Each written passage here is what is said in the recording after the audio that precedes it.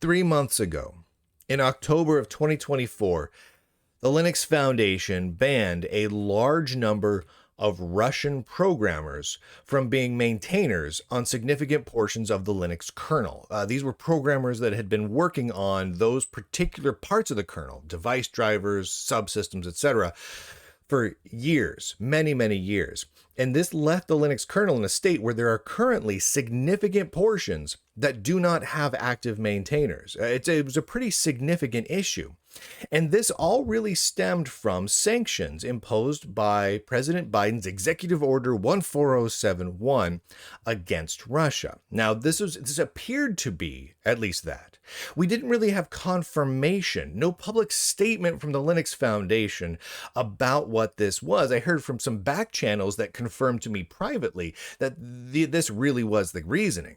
These sanctions against Russia were the reasoning, but it left most of the community in a bit of a turmoil. People started yelling back and forth, what is the real reason that these Russian programmers were banned? In fact, Linus Torvalds, the creator of Linux himself, weighed in, not really explaining the legalities of why this happened, simply attacking people from Russia, attacking anyone who would criticize this move, and it just divided people. It divided a lot of people. In fact, multiple people got banned from working on the Linux kernel, from interacting with the Linux kernel mailing list, simply because they didn't like what was happening. They were confused by what was happening. They questioned why the Linux Foundation was doing what they were doing because they assumed it was racist or xenophobic or something like that.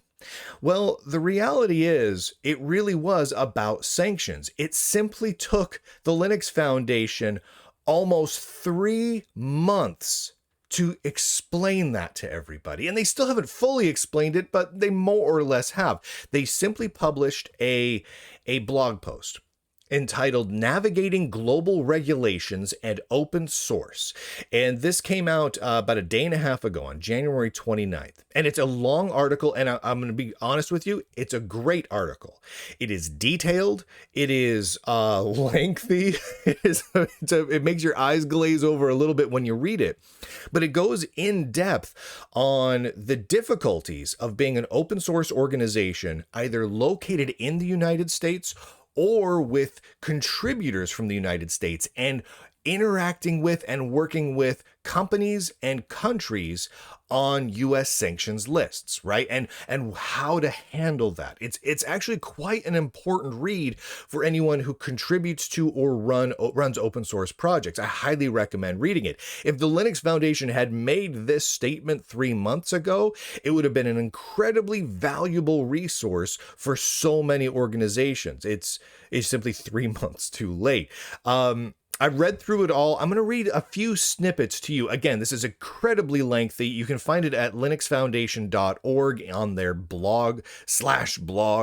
Read it. It's long, but it's worth it if you work with any of these open source organizations, because the reality is right now, as of right now, several open source foundations and organizations are in very clear violation of multiple sanctions on other countries and companies, including Huawei, Tencent, Russia in general, and more than that as well. I'm going to read a couple of snippets here. Quote, increased cybersecurity risk and regulatory compliance are creating burdens on open source communities that must be met. Sanctions regulations are often very old regulations that never contemplated exemptions for the type of open collaboration that underpins modern daily life, societal systems, and business. The Linux Foundation is committed to open source and global collaboration, and doing so responsibly while complying with laws and regulations where the foundation and our community members operate, end quote. All right, so just a little bit of clarity around that, though. When the Linux Foundation refers to these old regulations, that is somewhat true. However, some of the more recent regulations, including President Biden's executive order before he left office, quite a ways before he left office, it really does specifically call out software and technology and the like. So these regulations really are not so antiquated. However, I think what the Linux Foundation is trying to call out here is they don't provide exemptions for open source, right? So they don't specifically call out and say, you must abide by our sanctions unless your software has a particular kind of license, right? Right. So, and you could have a very reasonable debate about whether or not there should be some sort of exemptions for open source. However, that's not currently the case. There are no open source exemptions, at least not any significant ones. There are little ones here and there in some laws, but not in any real significant way. So this all stems from the Office of Foreign Asset Control, or at least part of these do, the OFAC sanctions, with the U.S. and international sanctions targeting technology companies based in Russia. This issue has become a topic of certain open source communities. That's a funny way of saying that the Linux Foundation themselves have had a lot of people yelling at them because of this. And certain open source communities, you mean like Linux. But it is true. I mean, these sanctions, like Biden's executive order, do specifically target Russia and technology companies and technology work in Russia. The OFAC sanctions rules are strict liability, which means it does not matter whether you know about them or not. Violating these rules can lead to serious penalties, so it's important to understand how they might affect your open source work. Many OFAC sanctions restrictions generally do not care if software or technology is public or published. Okay, two very important things there. So if, let's say, you run a small open source project, you're in the United States, or some of your contributors live in the United States or are US citizens. The fact that you don't know about these sanctions will not protect you from the penalties for violating those laws, right? Ignorance is not a defense of the law, especially in this case. These are strict liabilities. The second thing is, let's say you start an open source project, right? Let's say you start one today, you live in California, and one of the developers that's working on it is a contractor for Huawei. Well, you've got a problem. Even if your open source project is not yet publicly published, if it's found out that you are having two-way communications and working with someone who is directly employed by or indirectly employed by someone on the sanctions list, such as Huawei, you are in violation of these laws and executive orders. And that includes, at this point, that includes so many open source projects. The GNOME Foundation, almost every organization, technically every organization that is under the Software Freedom Conservancy, which is a whole ton of different projects. I mean, there's a huge number of them, absolutely huge number of them. Continue. The points raised in this article are intended for developers who need to follow the U.S. sanctions laws or who want to collaborate with others who are required to follow U.S. sanctions laws. For developers, okay, let's get into the meat and potatoes here. This all means you need to be cautious about who you interact with and where your contributions come from. These sanctions also apply to all entities that are owned 50% or more, directly or indirectly, by one or more of the sanctioned individuals or entities, whether or not the owned entity shows up on the sanctions list. So if there's an investor in China on your particular project, that's going to be an issue. Now, a lot of you are like, well, that doesn't come up all that much. The largest video game companies in the world are in China, through investment firms. A huge number of, I believe, Ubisoft and so many others of video game companies are majority owned by Chinese firms and they're all on the sanctions list. All of those are anyway, which are like Tencent and Huawei and all of them, right? Which means if you're working with those video game firms, and some of them do have open source projects, that's an issue. That's going to be in violation of the sanctions. And this goes well beyond video games. I mean, it touches on almost every aspect of both closed source and open source software. I don't know if people fully grok how widespread this is. Violating these sanctions can result in serious consequences, including large civil fines and criminal penalties. Yeah, it's hardcore. I mean, we're talking hardcore. It is disappointing, this is from the article, that the open source community cannot operate independently of international sanctions programs. Okay. I see why the Linux Foundation are just disappointed by that. Yeah, it's disappointing that we're not exempt from the law.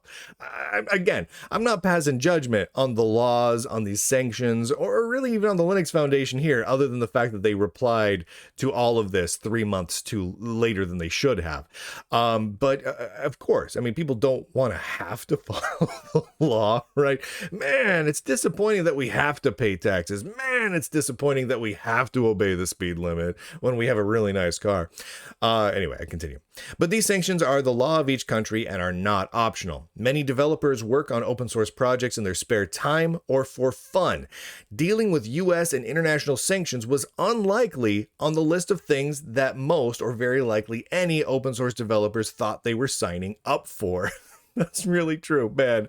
So I mean, how if you were like, I'm gonna hack on GNOME a little bit, and it turns out that some of the developers working on GNOME are also from China or Russia or whatnot, and all of a sudden I'm now potentially in violation of U.S. sanctions. That's yeah, that's a little off-putting. With the direct and indirect sponsorship of developers by companies, the intersection of sanctions on corporate entities leaves us in a place where we cannot ignore the potential risks. I mean, that's very true. If you work on an open source project, and that open source project is primarily funded, or at least heavily funded, by a company on the sanctions list, you got a problem. I continue. The sanctions may impact common community behaviors. This is really important here, such as two-way collaboration on a proposed software change, which could be interpreted as a prohibited provision of service. I'm gonna call this out here because the Linux Foundation is downplaying this.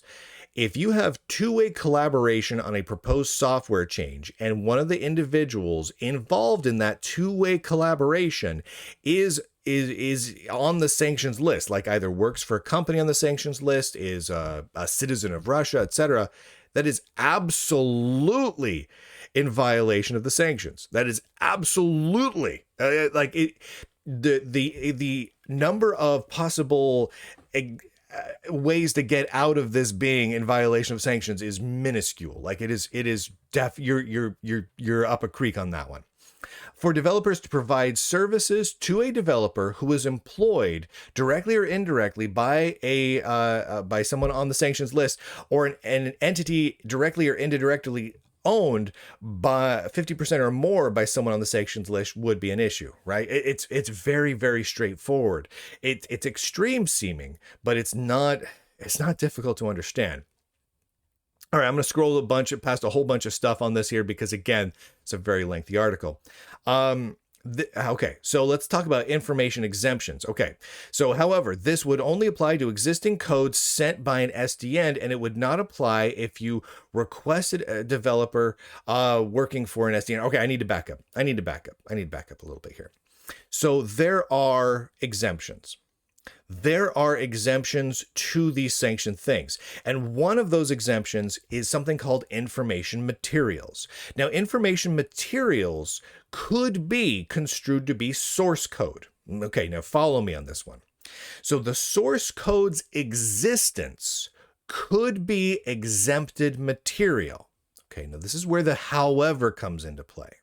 However, this exemption would only apply to existing code sent by a sanctioned entity, and it would not apply if you requested a developer working for or in a sanctioned entity to create new code or to modify code.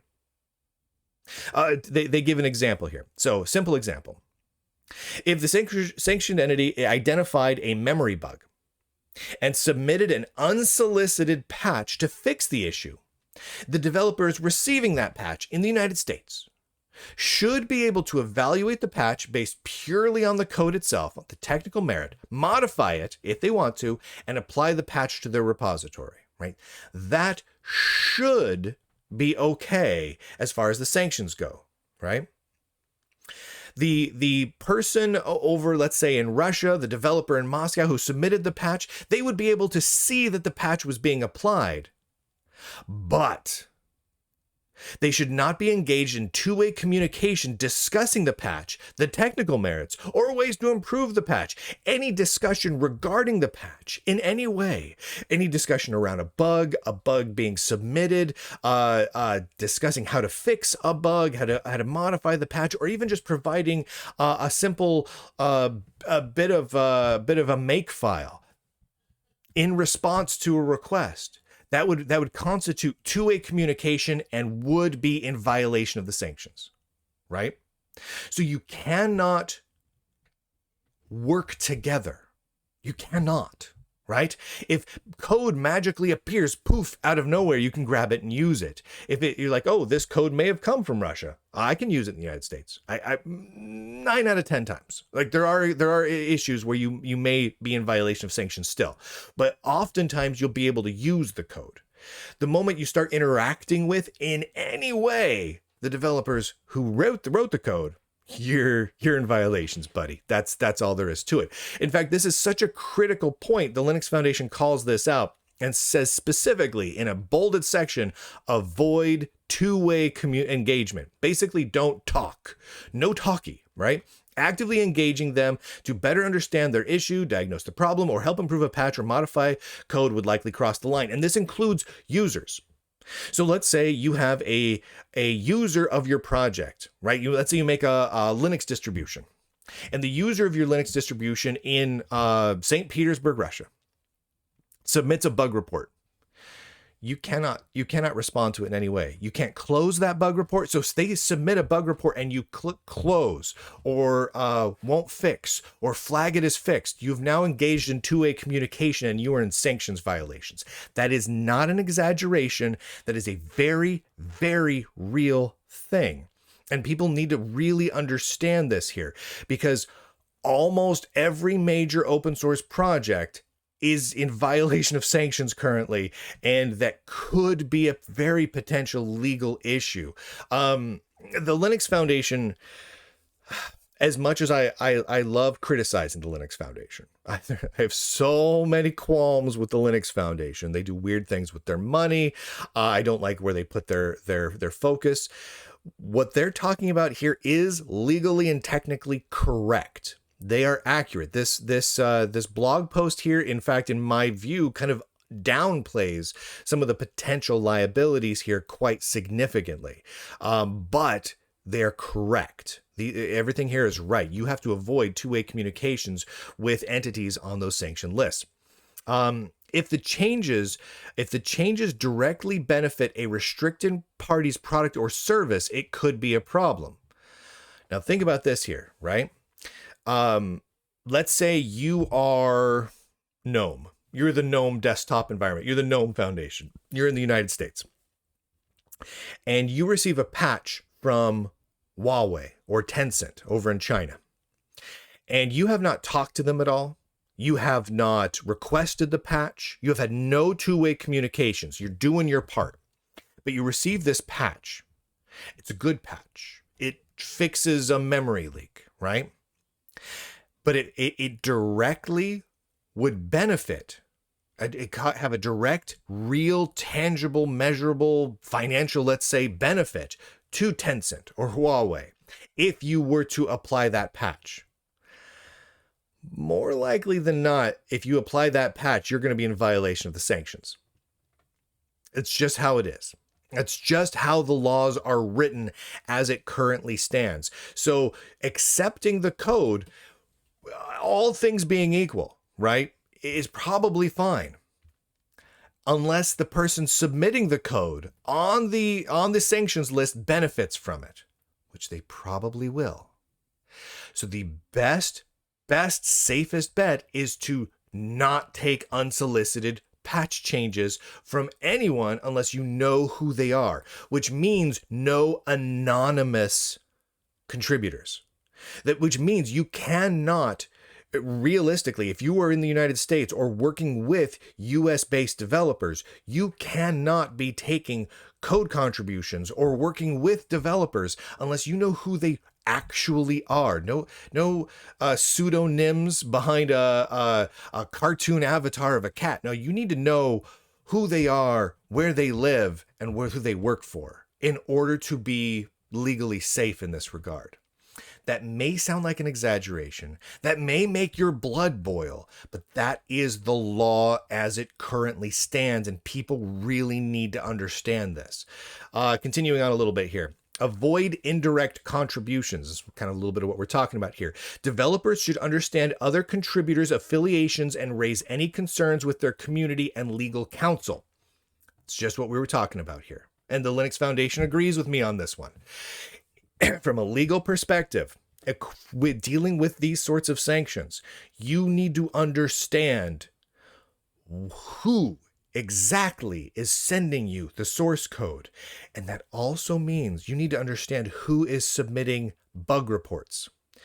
If you accept and interact with bug reports from non-known entities, and you are an open source organization or any software organization within the United States or working with United States contractors, developers, etc., you could very easily find yourself in violation of sanctions, because again, it is up to you as the person running that project to determine if you are in compliance with sanctions, to ensure that you are in compliance with sanctions. No one's going to do it for you. The government's not going to do it for you. If the government has to step in and ensure that you're in violation of sanctions, and you are, well, you're in a lot of trouble. They're not just gonna say, oh, do better next time. You're in trouble, big trouble. All right, scrolling down a little bit. Do not have any contributor license agreements with those on the sanction list. That's kind of obvious. Okay. All right. So conclusion, they have a little conclusion here. The open source community is built on collaboration, but compliance with sanctions programs is not optional for developers. If you are a member and maintainer of a Linux Foundation project, please reach out to your Linux Foundation contact point or legal@linuxfoundation.org for any questions you may have on our approach or for any support we can provide for your project. All right, then they go on to talk about how good they are and they're diverse and all that sort of thing. So there's a lot to think over here. Realistically, there is. I wish the Linux Foundation had come out and made some sort of statement along these lines last October. I wish they would directly address some of the bans that they've made on people who are not sanctioned, but who simply criticized the bans that occurred, right? There were Americans who criticized the ban. There were Europeans who criticized the ban that got themselves banned because they protested it, right? I wish they would come out and make a statement around that, one way or the other. Whether I like the statement or not, I wish they would do that. However, I have to give them a bit of a kudos here. I have to give them credit here because they put this extraordinarily lengthy document together. It's a heck of a blog post, navigating global relations and open source, dealing specifically with the OFAC sanctions.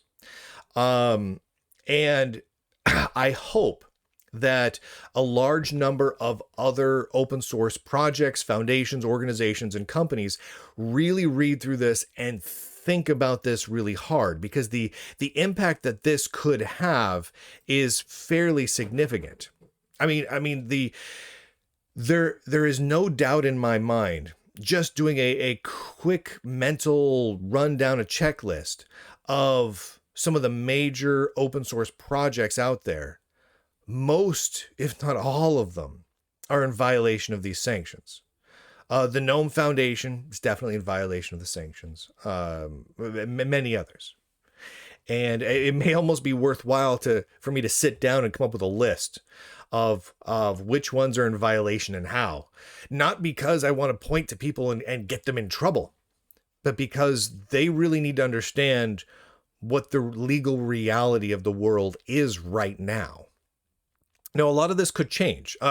These relations with all of these companies and countries, they change all the time. I mean, the reality is the specific sanctions did not fully go into an enforceable state with Russia from Biden's most recent executive order, the 14071 executive order, until just this last year. Was it last, September, October, November? And even then, there was a grace period where it wasn't enforced in a hard way until this last December. And so things are always changing. Where's this here? Yes, Tencent and Huawei were added to the sanctions list just in January, or just this last month, 3 weeks ago, right? So these sorts of things are in constant state of flux. Companies and countries come on and off of sanctions lists all the time, and they simply need to be aware. These organizations need to be aware of all of them. And there's some really distinct ramifications for all of this. So if you really sit down and think it through, the Linux Foundation has banned a lot of Russian programmers, right? And they're also going to need to ban a number of Huawei and Tencent programmers, though I have not seen that happen as yet, at least not completely, but I expect that it will in the days ahead if it hasn't already. I've just missed it, right? But other Linux-related projects and open source-related projects are going to have to do the exact same things, which means that there's going to be a lot of forking going on. Right, the Russian Ministry of Digital Development at the end of last October proposed a hard fork of the Linux kernel and a large collection of Linux userland projects to essentially have a hard BRICS, a Russian focused, Brazil, Russia, India, China, etc., focused distribution that anyone from that region can work on without worrying about running afoul of EU sanctions or US sanctions, right? So that clearly is a thing that we're going to be seeing more of, likely in more projects than just Linux and some user land. We're going to see desktop environments, office suites, web browsers, and the whole works, because they're going to have to find ways to work around these legal sanctions. They're just going to have to. There's not really a choice in the matter, which means very soon, I would assume this year, 2025, not only are we going to see like, oh, well, here's like a Linux distribution out of Russia. No. Here is a brand new hard fork of Linux under a new name, but essentially Linux, that is a Russian Linux distribution, but where, because of sanctions, US programmers really can't get involved, right? It just will exist in sort of a parallel computing universe. And this isn't something 100% new.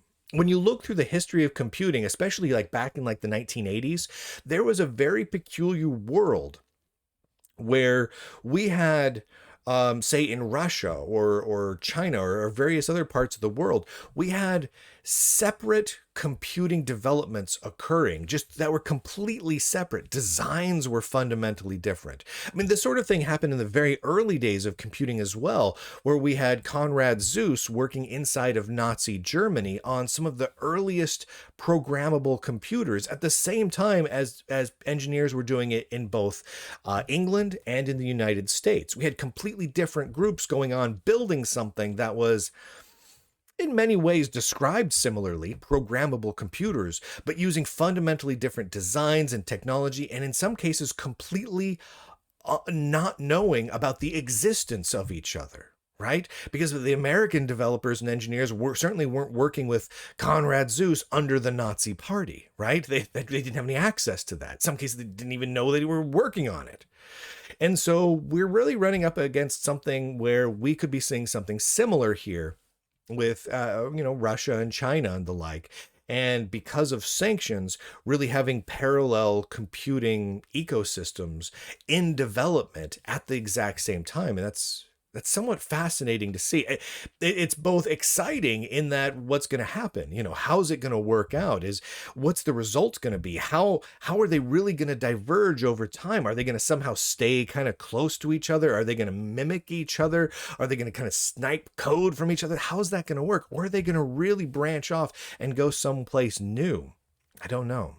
But it's also disappointing because, again, like the Linux Foundation says, we've got, so much here where across the world, developers in all these different countries have been able to collaborate with each other for the last many years, couple decades now. And that has resulted in some pretty amazing bits of progress on numerous computing fronts. And now that's being stifled a bit, and divvied up. And so what happens, I don't know, but it is deeply concerning. Again, linuxfoundation.org/blog if you want to read the whole thing. I went through most of the important parts, but if you want to read the whole thing, it's there. And yeah, golly, it might be worthwhile to go down and go down the list of all the different open source and software foundations and really look at who's really in violation of the various sanctions, because I think the list is long. I think the list is really long. Thank you to the Lunduke Journal subscribers for making all this work possible. Go to lunduke.com where you can watch and listen and interact and all those sorts of things on Locals, Rumble, X, YouTube, Facebook, Patreon, Spotify, iTunes, Fountain, Substack. There's a podcast. It's on and on and on. You can get the Lunduke Journal darn near anywhere. There's even a multitude of places where you can support the work of the Lunduke Journal. And a huge thank you to everyone who pays to a couple of bucks a month here and there to keep the lights on at the Lunduke Journal and keep this work going, because it makes us cancel proof. We don't take a single penny from big tech, not a dime. Tech companies, when they come in and they say, hey, we'd like to sponsor a show, I say, let me stop you right there. I don't take your money. Take your money and go elsewhere. But if you have any whistleblowers in your company that want to squeal on you, well, I'm your man. They don't like that. Anyway, thank you to everyone. Lunduke.com. You like it very much. And with that, ladies and gentlemen, boys and girls, nerds and nerdettes across the inner tubes, I do declare, end broadcast.